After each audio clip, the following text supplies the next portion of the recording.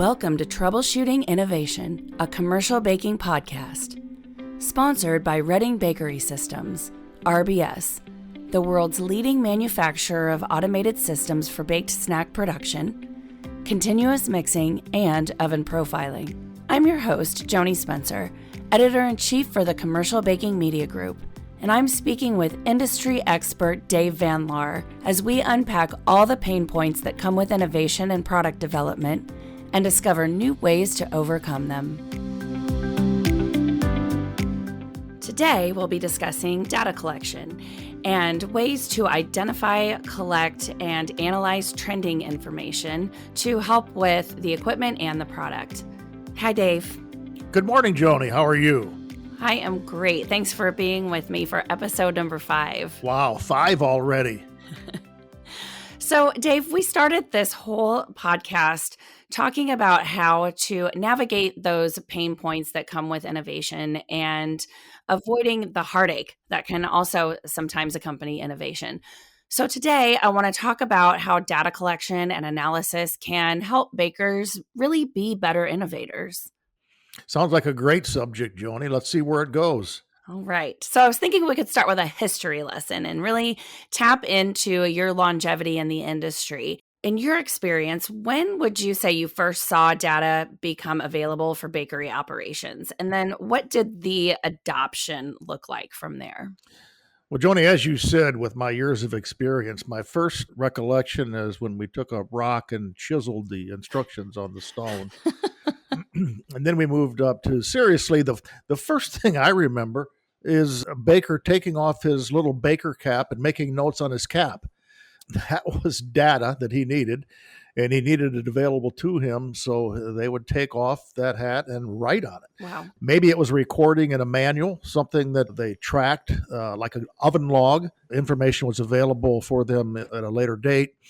But we've always recorded information. We've always had data points, but it's what we do with them, I think, that's more critical. Absolutely. And again, going back to the early years, in 1987-88, I was involved in the project at Pepperidge Farm, a greenfield plant, new operation, and there was an automated ingredients handling system that measured precise ingredients into each batch. There were major, minor, and micro systems for that. Almost every ingredient was weighed automatically. There should have been no human interface in the whole process.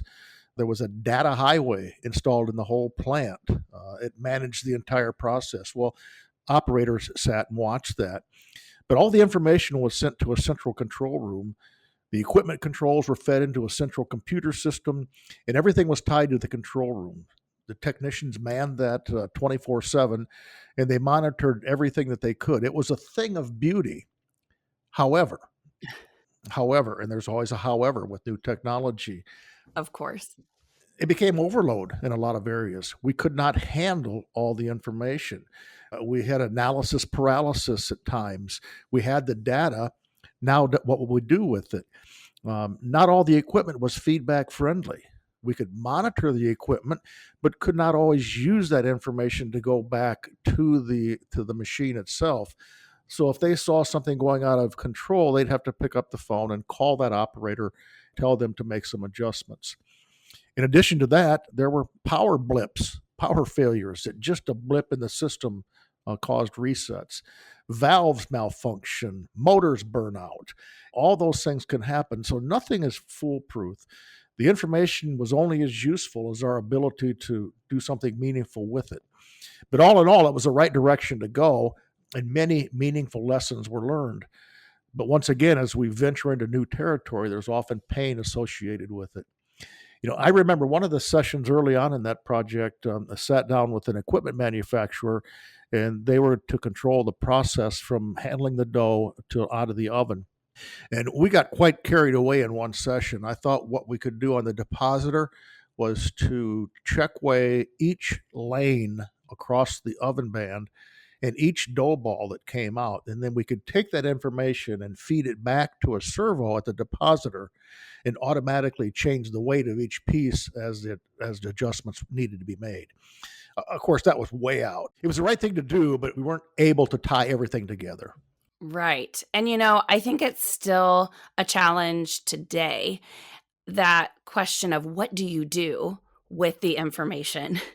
I've talked to bakers, they're like, we have all this data, and then we print it out, and then it's just numbers on a page and it goes in a drawer.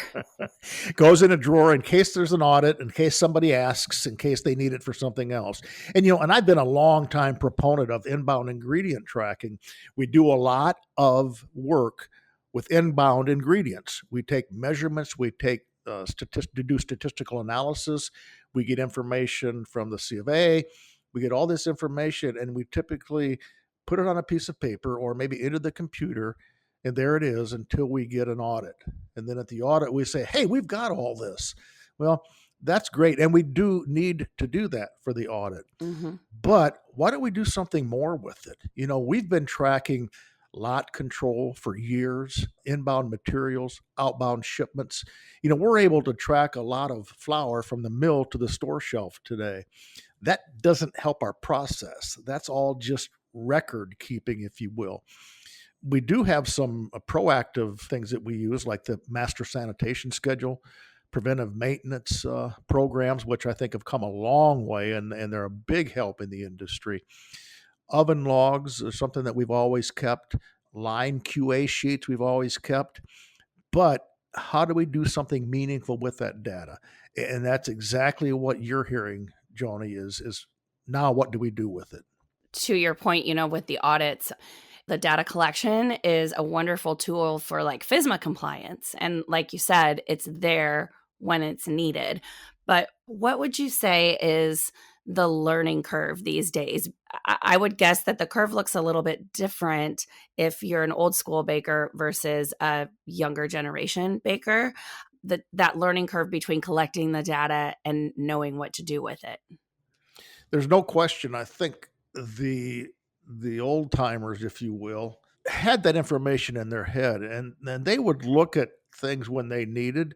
For instance, if they were having a problem that they thought was a flour problem, they would go back and look at incoming sheets and check the protein, check other statistics on the inbound shipment. So they knew where to go if they needed the information, but they had the experience and the knowledge to know that they needed to go look. Mm-hmm. Today, we don't have that with people that are coming into the industry. So it's a learning curve of two things, I believe, Joni. It's a learning curve of the industry to make the information available and make it usable, but it's also a learning curve with every new employee. How do they walk into the system and be able to use the information? And that's what we need to understand for this upcoming generation is how do we make the information usable for them? You're right. And, that kind of sparked a little thought for me that there is the veteran bakers who understand the process and they can probably analyze that data really well. And then there are the younger bakers who understand the Internet of Things and understand the tools that are available. So perhaps the new ways of data collection and analysis could be the bridge to bring these two groups together. There's no question about that, I think, Joni. We have to somehow build in that bakery knowledge into these new systems. Going back to Pepperidge Farm days in the early 80s, I was on a group that we were trying to do artificial intelligence back then by capturing all the information that these master bakers knew. And I never forget sitting in a room with these three people and sitting there while they argued about the best way to fix a problem. And these people could all go into a plant and fix a problem, but they would do it in different ways. They would develop products in different ways. The results would be nearly the same, but their procedures were different. I mentioned in one of our recent podcasts that the operators had their process running and they yellow all the time, Mm-hmm. perfectly uncontrolled. Mm-hmm. And they were measuring product parameters in real time, and as real time as they could. Color, moisture, the weight of the product, both at the depositor, the wet weight, and the final packaging weight, and the finished product size. And this was real. This was not just something for show, because a lot of times we kind of do things for show. We say, hey, look how we've got our process in control. Well, this lady, I wanted to ask a little bit more because I just wasn't certain that they were that good at it, maybe. And she showed me again, real time, the screen of the check weigher. And she said, I know because here's the average of the check weigher. Here's how many lightweights I'm running, how many overweights I'm running. And I was really impressed with that. It was not smoke and mirrors, it was meaningful data being used real time. And again, in talking to her further, when a different crew came on, and I witnessed this, they got more conservative in their adjustments. So they were afraid of getting into the yellow. So they were in the green, well into the green all the time, well in spec, but you're giving away a little bit more product than they should have, maybe running on a little higher side of the color. So it depends on the person taking that technology and doing something with it. Yeah, that makes sense. And I was going to ask about how data can identify how the equipment is performing and how that helps with the product. But that story is such a good anecdotal explanation for how data can directly impact the product. But let's talk about the equipment for a minute, because I know you have really good relationships, not only with other bakers, but also with the suppliers out there. So, in your experience and your conversation with the equipment suppliers, how have you seen data help bakers identify how the equipment is performing, and how has that led to efficiencies and better product? I think we need to make, again, that information more visual. We need to make it look like a video game if we can. And that may sound silly, but that's what the people coming up understand. Hmm. And not the video game that I learned on, like Pong. We're talking about video games that are amazingly complex and they require critical thinking skills to compete successfully. I know one of my grandsons is regularly playing games with people around the world. And there are a lot of things going on which I don't understand in that game, and I probably never will. But can we tie the characteristics of inbound ingredients, for instance, with the final product? How do we make a video game how to bake properly instead of blowing up the world, you know, that they do on those processes? And what's the experience of the bakers in the past? And how can that be put into those games? The other people learned by experience. How can we talked about this earlier also, how can we visualize what's happening in that big hot box that the product goes into wet and comes out dry? Right. You know, can we put the perfect baking curve on the screen and have them match it somehow?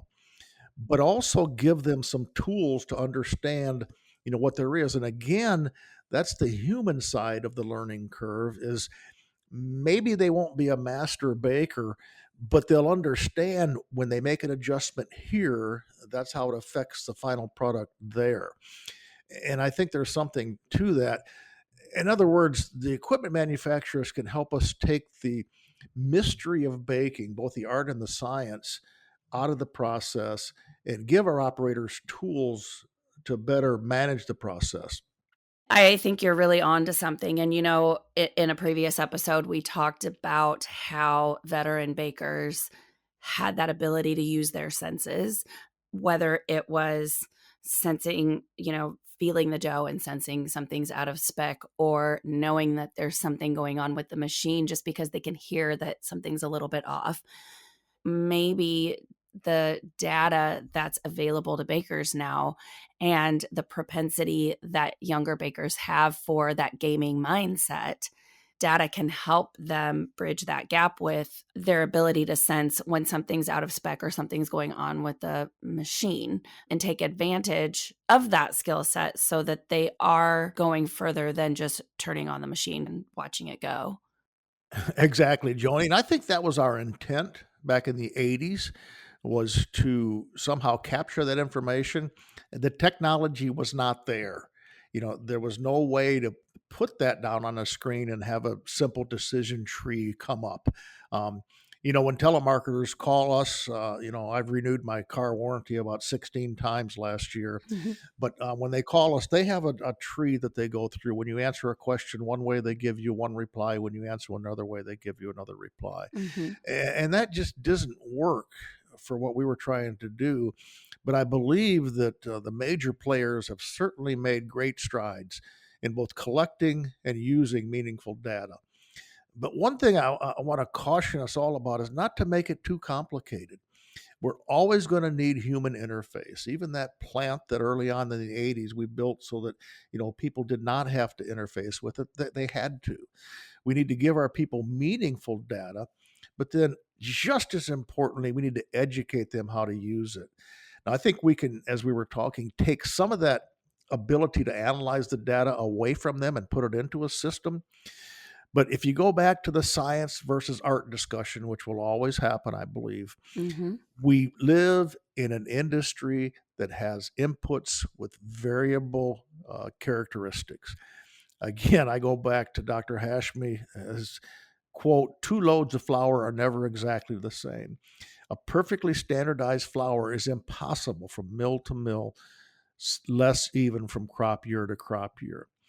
And then his final comment, the baking characteristics of flour are not definitely indicated by chemical tests. So we're not going to be able to get discrete information from testing our ingredients coming in, and they'll always be variable. However, we can use the data that we have to educate our employees, and we can teach them what to do with that information. I think we can do some analysis with it for them, and then they can turn around and adjust the system accordingly.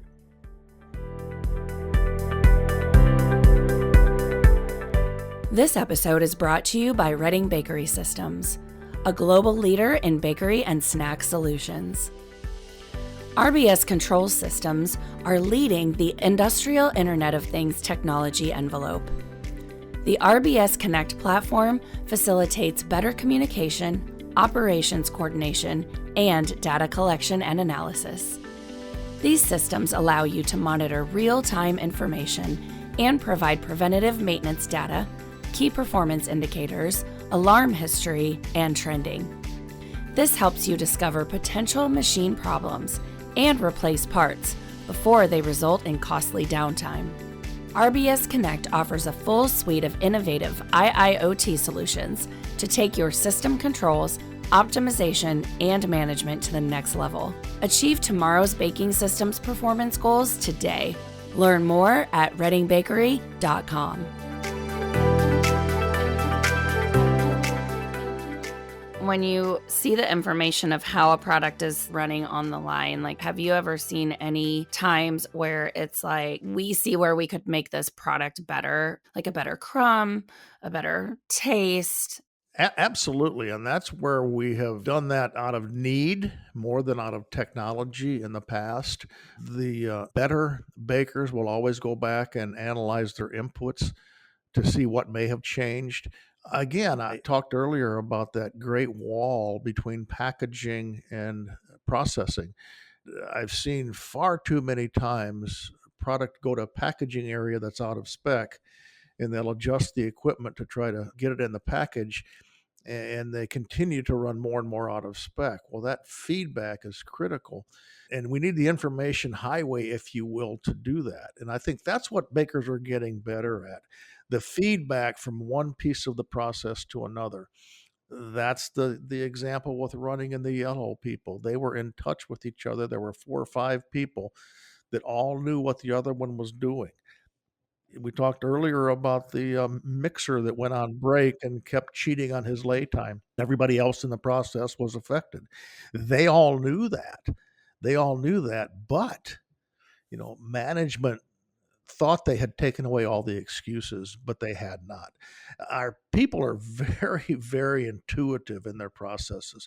They know what they're doing. I think more and more we need to bring our people into the process of figuring out what to do with the data. They're the ones that do it every day. They're the ones that deal with the information as best they can. They would like to do it right every time. They would prefer not to have to go back and redo anything. So I think we need to take the input from those people even more seriously than we have in the past. Yeah, I agree. So then when we take our view of the process and then we look at specific equipment that has lent itself really well to providing data, what types of equipment innovation are bakers overlooking? What's the low-hanging fruit? Have you seen any tools out there for data collection and analysis that bakers maybe don't know about yet or that they're not taking advantage of? I think we've always been looking for ways to do that, Joni. Moisture measurement, for example, is something that we've tried to do real time at the end of the oven. And some people have been successful with it, others have not. Color measurement at the end of the oven is something that we've done successfully in others. But when we do those type of things, they're not as discrete as what we'd like them to be. So there's a range that we kind of calibrate to. So if a reading is 2.6, it has to mean something else. So it's a matter of interpreting what we're getting. Again, I feel that the people are such an important link to that. We tend to overcomplicate sometimes. And again, we tend to give information and we say, and we think this will really do well, but it really turns out to not do much more for us than be reactive to the process. Um, a lot of companies do a great job of helping employees understand what they're doing afterwards. I've toured plants where each department proudly talks about their process. They show graphs and charts to track the process. The metrics are measured. Success is measured by the results of those charts, and those are all reactive statements about their process. What I'd like to see is be proactive with that information. How do they realize the process is in control, real time, a time when graphs and charts show what we already know? And I think a lot of the tools are there. To your question, Joni, we're using them already. It's how do we apply that information back into the system? Go back to that big hot box that the product goes into wet and comes out like a pretty piece of product. How do we understand more of what's going on in there? We know that we can send a device through the oven to help us understand air movement, moisture, temperature across the band and through the oven. Can we do that real time somehow? Can we take that information and show the interaction between the product and the piece of equipment that's moving it down the line? So I think there's attempts to do that. There are a lot of measuring devices out there. I think they all have their good attributes, but they have to be used correctly. And I think that's the biggest issue that we find. That's a really good point, to look at it proactively and in real time and not so reactively. It kind of makes me think about the team that you talked about running in the yellow, and when they bring a new person onto the team, then they have to sort of play it safe and go back into the green. So, what are ways that teams can really get those new bakers that come into the operation? How can they get them up to speed quicker so that they can get back in the yellow and really run those process controls as tightly as possible? Once again, it comes back to education, and that's what we're always going to have to do. If you look at that process, it's the exact same information available to both a new person and an experienced person. It's the exact same information that's available on the screen when they change operators. So the difference in that is the operator and their experience. We know that information can be obtained. I mean, all the information that they were getting was real time and it was usable information. But to take that information back and adjust the system, we have not found a way to do that yet. We have not found a way to take weight of every dough ball coming off the rounder and go back and make weight adjustments on the equipment doing that. And is it necessary? Again, can we go too far with things, make it too complicated? I think good, solid knowledge of the very basic parameters is where we need to start, and it needs to be real time. But we never get away from the fact that we have to educate our employees what to do with that. And that again is where the technology can come in. Perhaps the video game concept can kind of do that for us. It can list and say, okay, if this happens, that happens. Mm-hmm. In our education courses, we'll show a product that's burned. It's dark in color, burned. And we ask the employee to guess at what made that happen. Well, guesses are all over the place. Not enough water, too much flour, too much sugar, too much heat in the last zone. And all those things could cause that. So then we ask them to taste it, and it tastes the burnt, but you can see the crystallized sugar in it. So you know that something happened there, probably causing the sugar to crystallize more. And it gives you a clue as to how to go on the step of repairing it. So, a lot of things can look the same, but the cause is definitely variable. Right. The data, I think, can help bakers make more educated guesses, right? Absolutely, and there's no question about that. Again, I marvel at times when bakers have flour crop changes and they don't tell production. They just let them live through it. And it's an extreme example, but it happens. I don't I don't understand why, but it still happens. So that's one thing we need to do is take the data that we have and make it usable to our employees. Right. And understand why it's important. Absolutely. And they need to know that. And I'll tell you, I mentioned earlier, I've never seen people's eyes light up so much as when they understand what's behind what they're doing. Yeah. It's amazing. We talk about labor shortages. If we don't give these people enough credit sometime in our bakeries to give them enough information to trust them with it. I think we need to do more of that. We need to give them the information and watch them get the job satisfaction that comes from that. Yeah, I totally agree. And I was kind of thinking about that as you were talking about bakers making a guess and thinking about all of the potential possibilities as to why. And I thought to myself, that's got to be really satisfying to be able to have the opportunity to unpack why. And so that's got to be something that leads to job satisfaction on the plant floor. And I think that's something that has been a challenge lately, the job satisfaction. There's no question about that. I go back to the training session of explaining elasticity, and the lady going and making a pizza for her family that night and explaining to them this is what she does at work. She checks the elasticity of her dough, and they all kind of stretched the dough together and played with it at home. We could find a way to measure that elasticity. I don't know that we do anywhere, but we could find a way to measure that. But then if you did, what would you do with it? Just, we got to get past the point where this is bad, don't run it. We need to get to the point this is not right. What caused it? And again, with all the variables and the inputs, that's going to be fairly complex.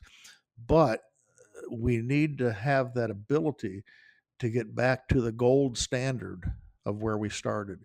And that's too often where we go also. We make an adjustment, that becomes the new standard. Mhm. We make another adjustment, that becomes the new standard. And a lot of companies do a great job of making sure we get back to the base formula, but there's always going to be a tendency to make those adjustments with the dough. And we have to. If you look at any in contract manufacturing, we had real tight specs on equipment, but they still understood, they were bakers and they understood we would have to make adjustments at times.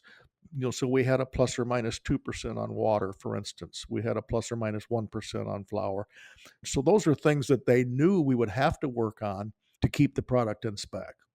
What do you think the future looks like when it comes to this ability to collect and analyze data? When we think back to the 80s when the baker took off his hat and jotted notes down on his hat, and what we can do now, where do you think we're going? Like when we can, fly our cars to work?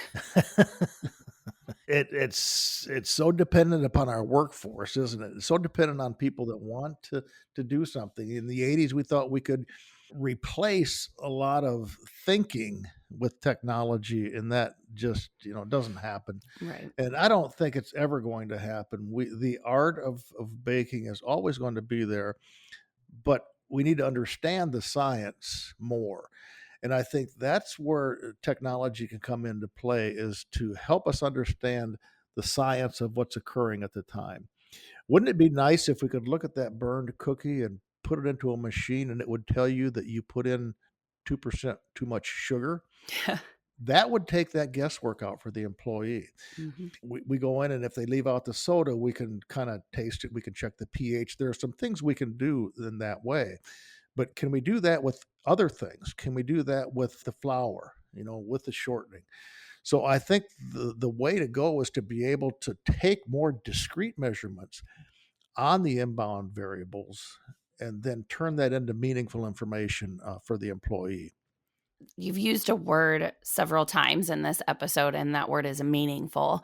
And I think that's the key, that the information has to be meaningful and the analysis has to be meaningful, and it has to make the process meaningful for the operator, right? Absolutely. And that's where the touch and the feel of the dough that the old timers had, that was intuitive to them, how can we measure that in a way that interprets it to the new employee? And I think that's going to be critical. Can we put that dough in a little machine that says all the parameters are good here? Or it says, no, the flour is a little high in protein. You better do this to the oven. There's two steps. The first is knowing the information, and second is to know what to do with that information, as we've talked. So if we knew that, for instance, something changed on the inbound ingredient, the other side of that is we need to know what to do about it. And again, that's where I believe the equipment manufacturers can come closer to the bakers in determining that. Again, I've been in labs with equipment manufacturers, and they are really looking to the bakers to help incorporate that information into their new technology. And I think everyone is trying to do that. And we're looking for great breakthroughs in that whole thing. If you go to a trade show, you'll find many, many people with instrumentations that'll tell you they can help your process. A lot of that is cutting edge, a lot of it's trial. But it's coming together. There will be a way someday, I believe, to put that piece of dough in a device, and it'll tell us more about it than we know today. Again, when you think about how far we've come with technology in such a short amount of time, it's really exciting to think what's on the horizon. Absolutely. Well, Dave, those are all my questions for this episode. And thinking about what's on the horizon, I'm really excited for next week, because that is when you have the opportunity to answer listener questions.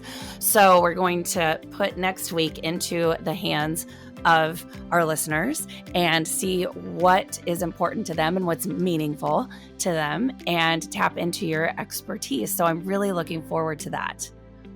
Joni, I'd love to hear from experienced people also, lessons they've learned in helping the new generation understand the process. If there's anything they've got to add, that would be extremely beneficial that our listeners could take and put to use in the line. So not only questions, but also solutions. If people have found ways to do some of these things, I'd love to hear it, and then we could share it with the listeners. Absolutely, absolutely. So if anyone has a question for Dave or a comment or suggestion, just email info@avantfoodmedia.com. Dave, I will talk to you next week. Joni, thank you.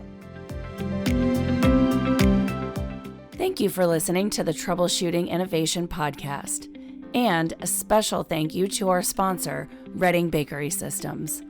For more information on RBS and its industry-leading baked snack solutions, visit readingbakery.com.